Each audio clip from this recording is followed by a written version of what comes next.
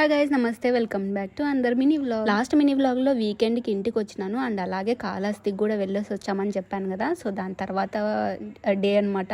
So ఇంకా ఆ రోజు నైట్ హైదరాబాద్కి బయలుదేరాల్సి వచ్చింది. సో ఇంకా ట్రైన్ రిజర్వేషన్ చేసుకున్నాను. ఇంకా ట్రైన్ కూడా వచ్చేసింది. ఇంకా మా నాన్న నన్ను ఎక్కిచ్చేసి వెళ్ళిపోతున్నాడు అనమాట. యాక్చువల్లీ చాలాసేపు ఆగుతుంది, కానీ ఇంకా బయట వెళ్ళి వెయిట్ చేయమని చెప్పాను. బికాస్ లాస్ట్ టైం అలానే నా పక్కనే కూర్చొని ఉన్నాడు అనమాట. ట్రైన్ స్టార్ట్ అయిపోయింది, ట్రైన్ రన్నింగ్లో ఉన్నప్పుడు దిగిపోయినాడు. సో కొంచెం ఇబ్బంది పడ్డాడు. అందుకే మళ్ళీ అలాంటి సిచ్యువేషన్ రాకూడదని చెప్పి ఇంకా దిగేసి వెళ్ళిపోమని చెప్పాను.